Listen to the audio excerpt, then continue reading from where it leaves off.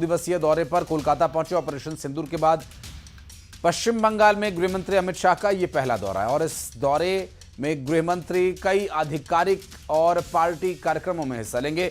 गृहमंत्री अमित शाह अपने दौरे की शुरुआत कोलकाता के बाहरी इलाके राजारहाट में केंद्रीय फॉरेंसिक विज्ञान प्रयोगशाला के उद्घाटन के साथ करेंगे। इसके साथ ही गृहमंत्री अमित शाह नेताजी इंडोर स्टेडियम में एक बड़ी रैली को संबोधित करेंगे और उसके बाद दोपहर करीब 1:45 बजे विशेष संगठनात्मक बैठक करेंगे। दौरे की शुरुआत में अमित शाह स्वामी विवेकानंद के शिमला स्ट्रीट स्थित निवास जाकर उन्हें श्रद्धांजलि भी अर्पित करेंगे।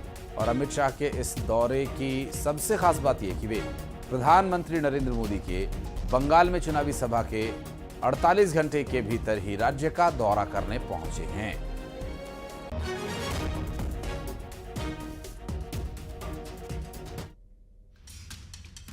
ऑपरेशन शील्ड के तहत पाकिस्तान की सीमा से लगे राज्यों में मॉक ड्रिल की गई। इस दौरान किसी भी आपात स्थिति से कैसे निपटना है, इसके लिए लोगों को ट्रेनिंग दी गई। इस मॉक ड्रिल की तस्वीर एक जो जम्मू से सामने आई, जहां बॉर्डर एरिया मढ़ सेक्टर में रात 8 बजे से 8:15 बजे तक ब्लैकआउट किया गया और इस दौरान पाकिस्तान की सीमा पर सायरन बज उठे और आग लगने की एक घटना रिपोर्ट हुई। यही नहीं, एक सरकारी दफ्तर में ब्लास्ट हुआ। उसके बाद फौरन रेस्क्यू ऑपरेशन शुरू किया गया।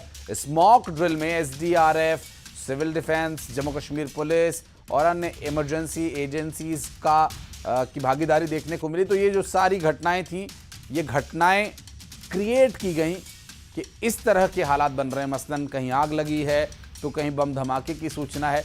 ये जो हालात बने, इन हालातों में किस तरह से रिएक्ट करना है, किस तरह से रिस्पॉन्ड करना है, ये सारे विषय लोगों को ड्रिल के माध्यम से समझाए गए।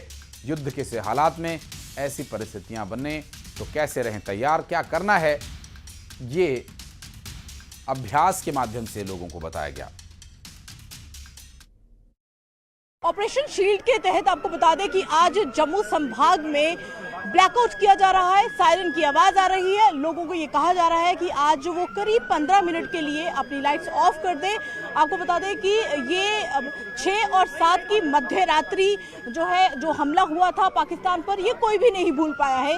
और हालांकि जो मॉक ड्रिल थी वो आज जो उसकी तारीख है वो निर्धारित की गई है। जिस तरीके से आप आवाजें सुनाई दे रही हैं कि एक सायरन आया है, कंट्रोल रूम से ये अलर्ट जारी किया गया है कि किसी भी तरह के हमले की आशंका जताई जा रही है। ऐसी सिचुएशन में किस तरीके से मॉक ड्रिल यहाँ पर की जा रही है, ये बता रहा है कि अब पाकिस्तान, देखिए अब ये धमाकों की आवाज भी आ रही है। मतलब पहले मॉक ड्रिल और फिर धमाकों की आवाज। यहाँ पूरी तरह से लाइट्स ऑफ कर दी गई है और जिस जगह पे मैं मौजूद हूँ, यहाँ पर जो है जो इलाका है, यहाँ पर आपने आवाजें सुनी कि किस तरीके से यहाँ पर धमाकों की आवाज सुनाई दी।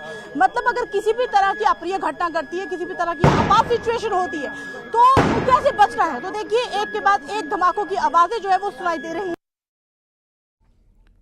और पुणे में बेकाबू कार ने 12 लोगों को टक्कर मार दी। सभी घायलों को अस्पताल में भर्ती कराया गया। पुलिस ने आरोपी ड्राइवर को गिरफ्तार कर लिया। यू टर्न लेते वक्त बेकाबू कार ने सभी को टक्कर मारी और चाय की दुकान के बाहर खड़े लोग